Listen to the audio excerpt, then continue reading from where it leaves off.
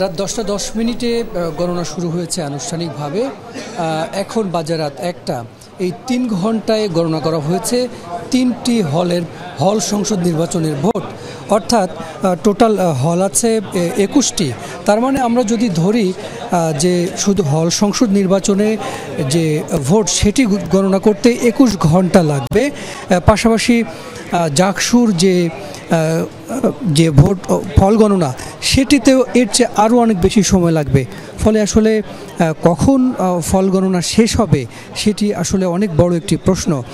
আর যেভাবে গণনা চলছে সেই গতিতে চললেও আসলে এটি কর্মকর্তাদের হিসেবে আগামীকাল দুপুর নাগাদ শেষ হবে, কিন্তু আমরা দেখছি কোনোভাবেই দুপুর কেন বিকেল বা সন্ধ্যাও হয়ে যেতে পারে। সুতরাং এই কখন ফল ঘোষণা হবে সেটি আসলে একটু অনেক বড় প্রশ্ন।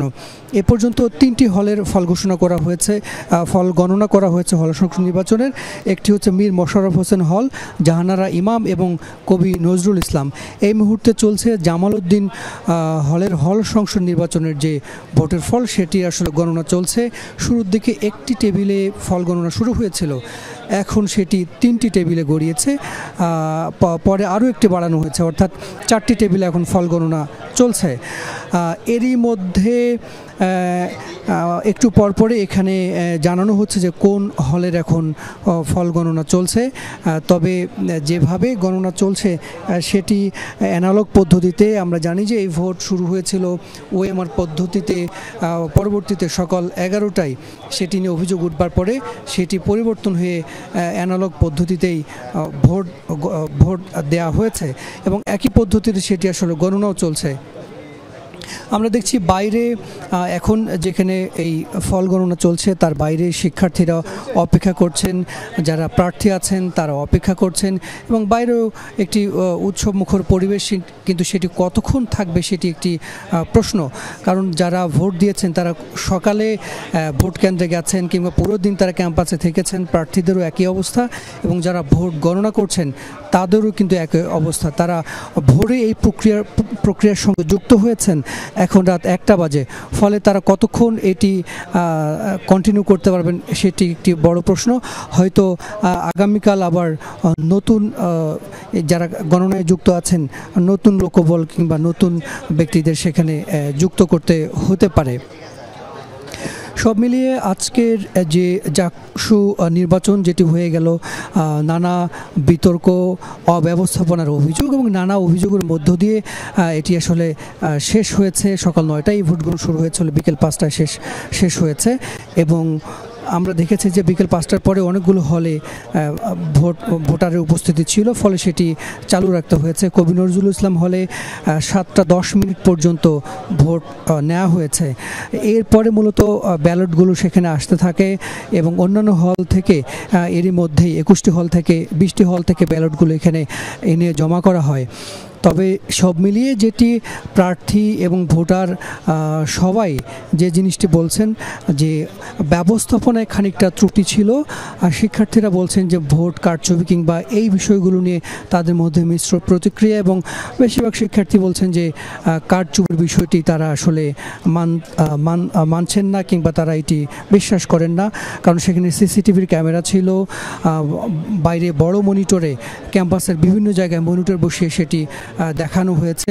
ফলে শিক্ষার্থীরা বিশ্বাস করেন যে এখানে কারচুপির যে বিষয়টি সেটি আসলে কতটুকু ঘটেছে সেটি নিয়ে তারা সন্দিহান এবং তারা মনে করেন যে ফল সুষ্ঠু হয়েছে।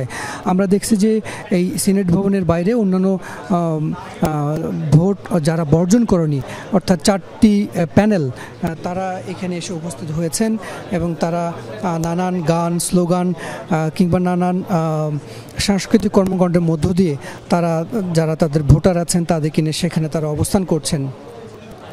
4টি যে দল বর্জন করেছে, আমরা জানি যে প্রথমে ছাত্রদল এই নির্বাচন বর্জন করেছে, এরপরে সেখানে পরবর্তীতে সম্প্রীতি ঐক্য, সংসপ্তক পর্ষদ, স্বতন্ত্র অঙ্গীকার পরিষদ তারাও নির্বাচন বর্জনের ডাক দিয়েছে। আর এখন নির্বাচনে আছে, অর্থাৎ এই প্রক্রিয়ার সঙ্গে যুক্ত কিংবা ভোট বর্জন করেনি 4টি প্যানেল: স্বতন্ত্র শিক্ষার্থী সম্মেলন, সমন্বিত শিক্ষার্থী জোট, শিক্ষার্থী ঐক্য ফোরাম সহ 4টি প্যানেল এই ভোট প্রক্রিয়ার সঙ্গে তারা এখন পর্যন্ত যুক্ত আছেন এবং তারা অপেক্ষা করছেন ভোটের ফল ঘোষণা হবে এবং ভোট সুষ্ঠু হয়েছে তারা সেটাই বিশ্বাস করতে চান এবং এখন পর্যন্ত তারা এই ভোটের ফলাফলের জন্য অপেক্ষা করছেন। এখানে ভোট গণনার যে প্রক্রিয়াটি, এখানে যখন যে হলের ভোট গণনা করা হচ্ছে সেই হলের যারা এজেন্ট ছিলেন তাদেরকে ডেকে নেওয়া হচ্ছে এবং তারা তখন উপস্থিত থাকছেন। পাশাপাশি ভোট যেখানে গণনা হচ্ছে ঠিক তার উপরের অংশটিতে গণমাধ্যম কর্মীরাও সেই বিষয়টি দেখছেন এবং সিসিটিভিতে সেই ভোট গণনার বিষয়টি ধারণ করা হচ্ছে এবং ক্যাম্পাসে যতগুলো বড় মনিটর বসানো হয়েছে সেই জায়গাগুলো থেকে এই ভোট গণনার যে বিষয়টি সেটি দেখানো হচ্ছে।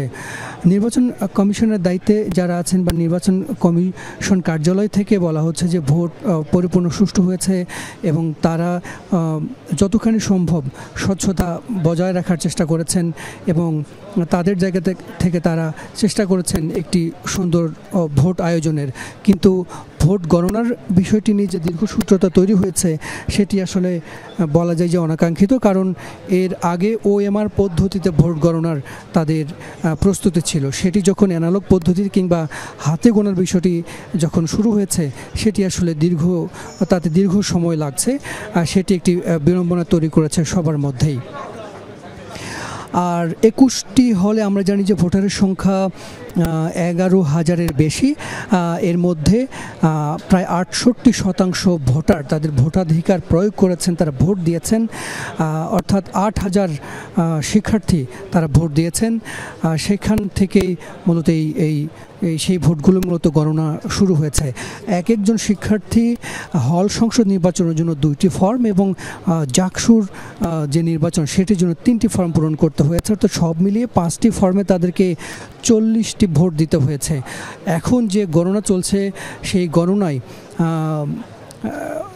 একজনকে 40টি ভোট গণনা করতে হচ্ছে, ফলে এটি একটি দীর্ঘ সময়ের ব্যাপার, যার কারণে আসলে গত 3 ঘন্টায় মাত্র 3টি হল সংসদ নির্বাচনের ভোট গণনা সম্ভব হয়েছে। জাকসুর যে ভোট সেটি আসলে গণনা করাই সম্ভব হয়নি।